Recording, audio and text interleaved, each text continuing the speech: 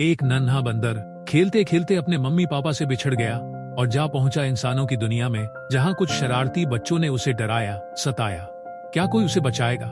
क्या मिंकू फिर कभी अपने परिवार से मिल पाएगा? जानने के लिए देखिए पूरी कहानी, अंत मिस मत कीजिएगा, क्योंकि कहानी के अंत में ही असली सीख छुपी है। एक घना जंगल, वहां रहता था एक छोटा और प्यारा सा बंदर मिंकू, जो हमेशा अपनी मम्मी पापा और छोटे भाई के साथ हंसी खुशी रहता था।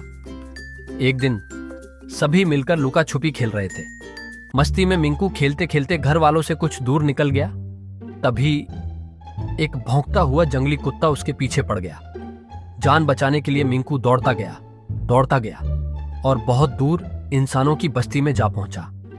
थका हारा मिंकू एक पेड़ के पीछे छिपा हुआ कांप रहा था। तभी कुछ शरारती बच्चे वहां आए। उन्होंने मिंकू को देखा और बिना कुछ सोचे उस पर पत्थर बरसाने लगे। बेचारा मिंकू डर के मारे रोने लगा। उसके सिर से खून निकलने लगा। तभी वहां आए दो मासूम भाई बहन, यश और रूही। वे बगल में बैडमिंटन खेल रहे थे। उन्होंने जैसे ही घबराया, डरा और जख्मी मिंकू देखा, तुरंत दौड़े आए। अरे ये तो रो रहा है, रूही ने कहा। यश ने बोतल से पानी पिलाया और किचन से केला लाकर उसे खिलाया। मिंकू की आंखों में चमक आ गई। इंसानों में ऐसे भी होते हैं, उसने सोचा। फिर दोनों बच्चे उसे घर ले आए। उसकी मरहम पट्टी की और उसका ख्याल रखा जैसे कोई अपना हो। 2-3 दिन बाद मिंकू का घाव भर गया। अब मिंकू यश और रूही के साथ बहुत घुल मिल गया था। एक दिन सबने मिलकर गुब्बारों से भरा कमरा बनाया और सबने गुब्बारों से खेला। खूब मजा आया सबको। दूसरे दिन उन्होंने मिंकू को साइकिल की टोकरी में बैठाकर कॉलोनी का चक्कर लगाया।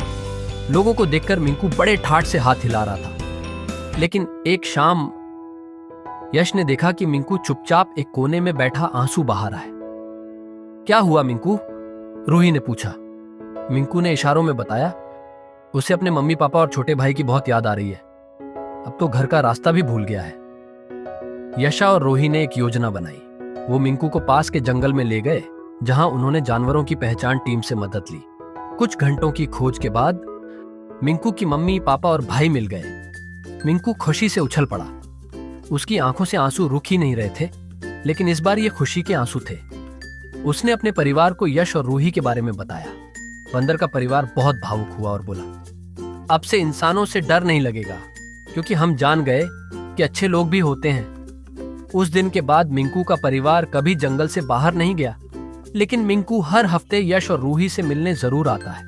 और खास बात ये, वह जंगल से आते समय अपने नन्हे दोस्तों के लिए पेड़ों से तोड़कर ताजे ताजे फल लाता, जैसे जामुन, आम, बेर और अमरूद। यश और रूही मिंकू से मिलकर बहुत खुश होते और तीनों बैठकर मिल बांटकर फल खाते, हंसते और खेलते सीख। इस कहानी से हम सीखते हैं कि दया, समझदारी और प्रेम सिर्फ इंसानों के लिए नहीं, बल्कि हर जीव के लिए होनी चाहिए। एक छोटा सा करुणा का कदम किसी की जिंदगी बदल सकता है। अगर आपको ये कहानी पसंद आई हो तो लाइक करें, शेयर करें और सब्सक्राइब करना ना भूलें।